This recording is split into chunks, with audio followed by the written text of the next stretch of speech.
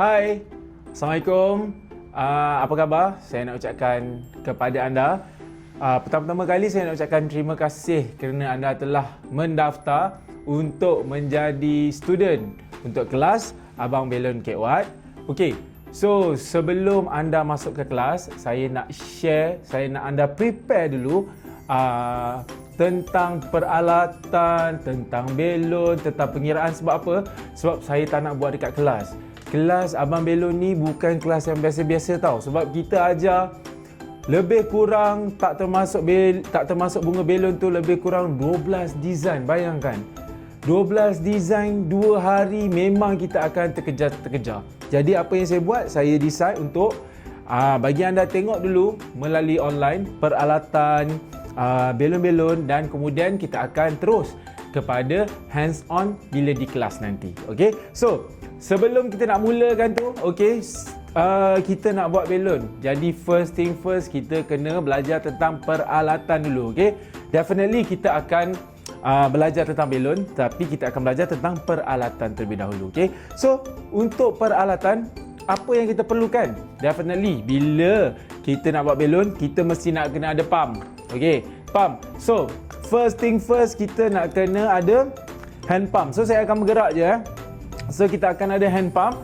So, bila hand pump ni, okey, ini nama dia twist pump. Sebab apa twist pump? Kita tarik ada angin, kita tolak pun dia ada angin. So, tolong cari yang warna pink putih ni sebab so far pink putih ni yang paling bagus. Okey, jangan beli yang terlalu murah sebab yang ini pun saya rasa tak sampai RM10, lebih kurang RM10, tapi dia boleh tahan bertahun sebenarnya. Jadi, kalau kita beli yang murah cepat rosak sama juga kan. So, tolong beli yang ini pink putih two-ways pump, okey. So, two-ways pump, hand pump yang paling penting kita perlukan untuk tiup belon. Tapi ini untuk manual, okey. Jadi, untuk yang elektrik ni pula, saya rasa tuan-tuan perempuan kebanyakannya akan ada pumping yang macam ni, okey. So, pumping yang macam ni, okey, selalunya kita just akan plug in dia. Saya kita tepikan sikit. Okey, kita akan plug in kan dia. Okey. Okey, so bila kita tiup, yang ini akan, bila kita tekan yang biru ni, sebelah ni dia akan just follow lah whatever angin yang keluar tu kan. Okey. So, kalau anda hanya pakai pumping yang macam ni, okey, dia tak kisah ada yang pink, ada yang biru, ada macam-macam color lah, okey.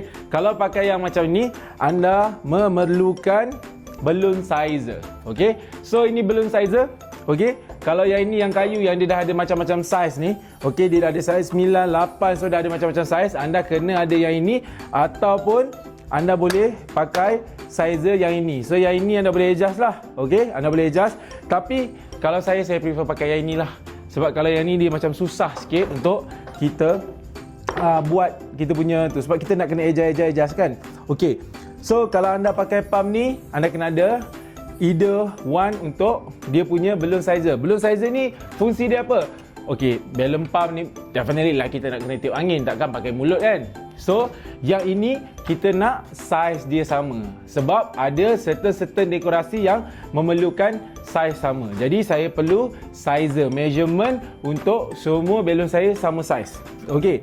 Tapi macam saya, sebab saya dah lama berniaga, saya upgrade myself, saya pakai mesin yang biru ni. So, semua peralatan ni anda akan tengok waktu kelas nanti. Tak ada masalah. Okey. So, kalau yang biru ni, okey, dia ni dah ada timer tau sebenarnya.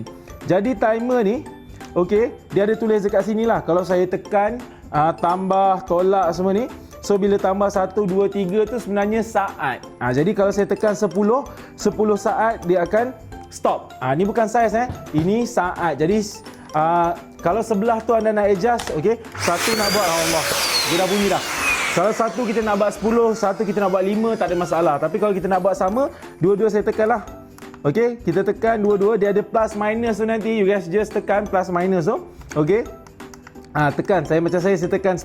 So 1.0 maksudnya dia akan tiup selama dah bunyi dah. Dia akan tiup selama 10 saat. So apa yang kita buat? Nanti anda akan nampak button hijau ni, anda just tekan je.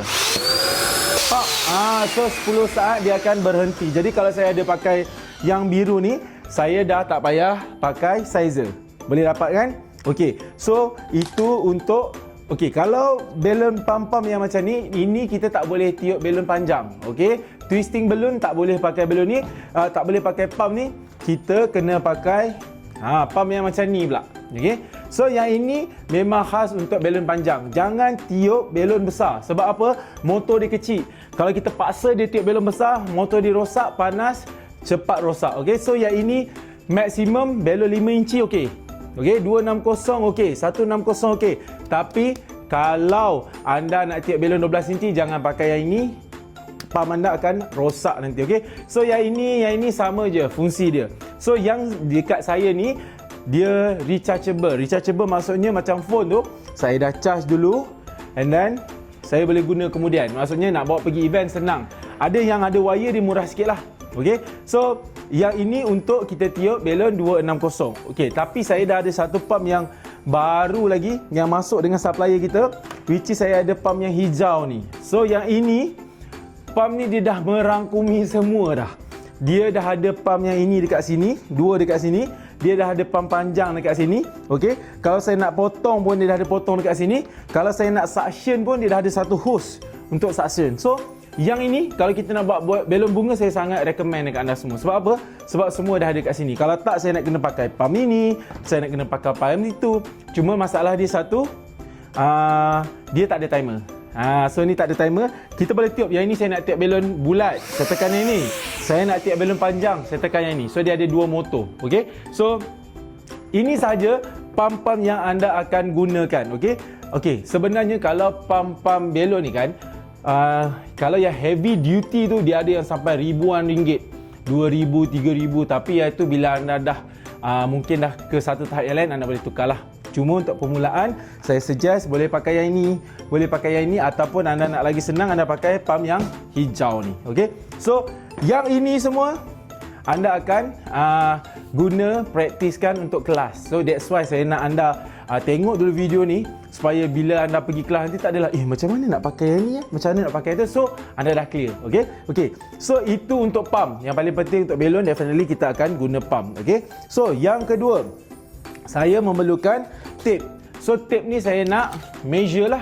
Maksudnya contoh, saya nak tengok berapa panjang ni. So saya akan sukat dia punya kepanjangan supaya saya tak bazir balon. So bila contoh, okey, katalah saya nak dia tinggi ni kan. Bila saya dah ukur, okey, saya akan lock kan. Jadi panjang ni je lah yang kita nak gunakan untuk buat kita punya balon galen. Jadi kita tak akan membazir. Okey, so jadi anda memang memerlukan tape. Okey, tape untuk kita cek ketinggian. Okey, gunting macam biasalah. Definitely kita kena ada gunting. Okey, kita kena ada fishing line. Fishing line ni saiz dia 0.5. Jangan pakai 1/0, 1/0 dia tebal sangat. Okey, pakai 0.5. Okey, apa yang kita nak buat ni? Ini kita nak ikat galen kita. So bila kita nak ikat galen, dia ada dua teknik. Sama ada kita pakai kita punya fishing line, ataupun kita boleh pakai kita punya balon badut 260. Ini lah orang panggil. Okey, so kita boleh pakai either one, mana satu. Tapi untuk kelas kita yang akan datang, kita banyak menggunakan fishing line untuk hasilkan kita punya balon galen. Okey, alright. So dah ada yang itu, kita dah tiup balon, kita dah ikat balon, kita dah potong dah kan. Kalau kita nak tampal pada dinding, so bila nak tampal pada dinding, kita memerlukan tape lah. So tape ni dia ada masking tape, clear tape. Kalau saya akan bawa semua jenis tape masuk dalam beg saya, sebab kita tak tahu permukaan mana yang sesuai untuk tape-tape ni. Jadi yang ini saya akan spare je lah banyak-banyak. Okey, next, apa lagi? Saya akan ada double sided. So double sided ni memang khas untuk balon. Okey, so double sided ni khas untuk balon. Kalau anda nak beli, kita pun ada dijual waktu kelas nanti. So yang ini untuk kita lekatkan balon-balon latex. Okey, jadi macam balon bunga pun nanti kita akan gunakan double sided ni untuk lekatkan kita punya kelopak-kelopak tu. Okey, alright. So apa lagi? Yang ini saya ada double stuffing rod. Double stuffing rod ni fungsi dia, saya nak doublekan balon 260 saya, supaya balon 260 saya tahan lama dan tebal. Okey, and then saya nak kena ada shining spray. Okey, so shining spray yang sebelum ni saya pakai dia warna kelabu. So yang ini saya baru try. Yang ini dia lagi banyak sikit 750 ml. So fungsi dia untuk mengilatkan belon. So bila kita dah selesai dekorasi, kita punya dekorasi tu kita memang kena spray. Tapi ni untuk belon latex sahaja ya. Kita kena spray supaya warna dia akan cantik berkilat. Sebab apa? Belon dia ada satu sifat di mana bila kita tiup dia akan oxidize. Bila dia oxidize, warna dia akan jadi pudar. Jadi untuk mengelakkan dia pudar, nak bagi warna dia cantik, kita kena spray yang mana kita akan belajar dalam kelas kita nanti, okey? So last but not least, okey, sebenarnya ada lagi. Ini klip. So klip ni biasalah, selalunya klip kalau kita nak letakkan pada maksudnya kita nak letak belon dekat kita punya board, so kita memerlukan klip ni. So saya just pakai klip yang kecil, tapi boleh pakai klip yang besar juga. And then cable tie. So cable tie nanti banyak benda yang kita akan pakai cable tie. Dekat tangan saya ni besar sikit, tapi kalau yang dapat yang lebih kecil pun tak ada masalah. Okay. And then last but not least, yang ini sebenarnya saya jarang pakai high float. High float ni sebenarnya dia more kepada helium balloon. Helium balloon dia dapat memanjangkan hayat. Maksudnya saya masukkan high float dalam balloon. Jadi kalau kita letak helium selalu 6 ke 8 jam dalam room temperature. Kalau kita letak high float, dia boleh sampai 28 jam sebenarnya. Okey. Tetapi bila kita nak buat bunga, kalau kita nak ditahan lama pun, kadang-kadang saya akan menggunakan high float ni.